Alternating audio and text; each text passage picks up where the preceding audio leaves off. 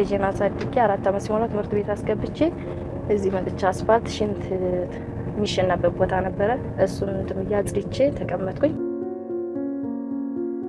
ከተወለድኩ እናቴ ብቻውን ማሳደገችኝ አባት አልቦ ነው ያደግኩት። ከተወለድኩ አንስቼ እስቲል እስካሁን ድረስ ብዙ ደስተኛ ሆኛ አይደል እየኖርኩ አይደለም ባለሁበት ህይወት ዛሬ ለኔ እናቴ ማለት ነች። ብዙ ነገሮችን እንትን ብትልም ወደ ብትልም ለኔ ብዙ ነገር አድርጋልኛለች። በቃ ያዋራ ሁሉ ሲያርፍብኝ የነበረው ነው።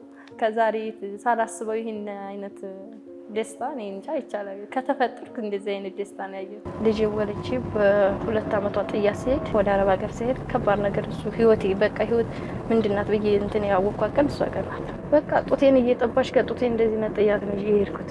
እኔ እንደዚህ አላሰብኩም ነበር። ደስ ነው ያለኝ በጣም እንደዚህ አይነት ነገር አይተሰማም።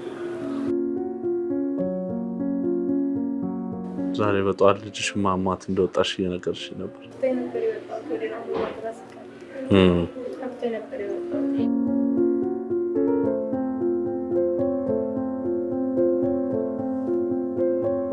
እርጉዝ እያለሽም ትሰሪ ነበር? እርጉዝ እስከ 9 ወር ሰርቻለሁ። አርግዤ 9 ወር ሲሞላኝ ነው ያቆምኩት። እዛ ጉንብስ ቀና ማለት እንስል በቃ አረግሽ በ9ኛ ወሬ ወጣሁኝ። ባቆምኩኝ በ10ኛ ቀን ወለድኩ። ገና ሳታይሽ ነው ማልቀስ የጀመረችው። ባለቤትሽ ግን እያቀረቀረ ነው እንዲህ የሚያይሽና አዲስ ቆንኩበትና አዲስ የመጣሁበት ጧት የሸኘኋት ናት። ከሰዓት ማን ሆና መጣሽው ነው ያው ተፋፈረበት። አዲስ ሙሽራ ሆኜ ሲመጣ